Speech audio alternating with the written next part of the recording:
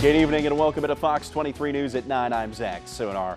The Southern Miss Golden Eagles won for the third time on Saturday when they took it to UTEP for a 31-13 victory.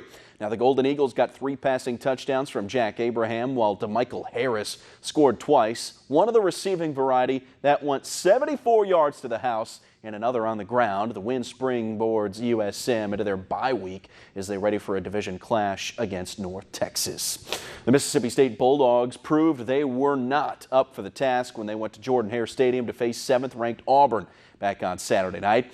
Bulldogs manhandled by the Tigers, who exploded for a 40-point lead less than 2 minutes into the game's third quarter. MSU's defense, boy, they were shredded. Nearly 600 yards given up. Garrett Schrader got little help while accounting for all but 36 of MSU's yards in a beatdown that sent State to 3-2 on the season. Yeah, against a good football team like this, we went into the week talking about how small the margin of error is, and to come out and spot them 21 before the band even gets in their seats, you don't give yourself a chance. You're fighting out of the corner for the whole game. I thought some of our warts got exposed today, some of our deficiencies and weaknesses, and they took advantage of them. It was much of the same for Ole Miss, who was spanked by the Alabama Crimson Tide 59-31. Rebels actually jumped out to a 10-7 lead in this thing early in the second quarter, but 31 second quarter points for Bama drowned the Rebels, who found themselves down 45-10 midway through the third, as Ole Miss drops to 2-3 to start the year.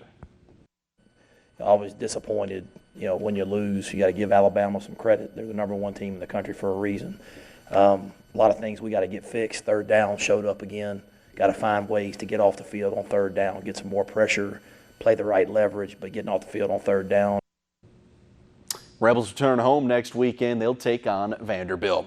On December the 5th, Jones County Fellowship of Christian Athletes is going to host a night with Ron Polk at Life Church in Laurel. Former Mississippi State baseball head coach for 29 seasons, currently assisting at UAB. Member of the College Baseball Hall of Fame will speak at a cost of $50 for adults, $25 for students.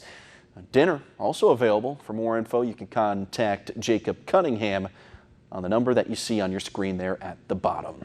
Well, not a lot of offense during Sunday Night Football. No problem for the Saints, though, as they held on to beat the Dallas Cowboys 12-10.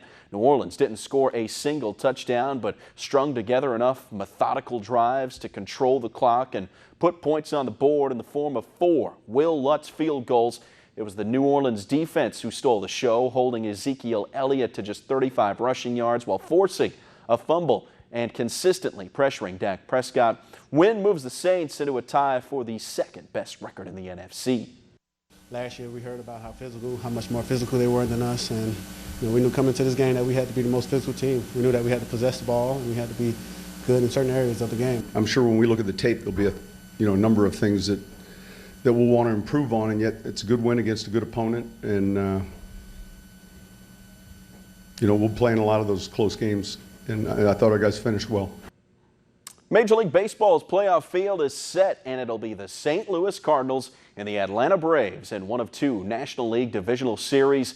Braves claiming the NL East division a week and a half ago. They'll now own home field advantage for a series against the NL Central champion Cardinals. Atlanta won the regular season series 4-2, but all the teams' meetings coming prior to June.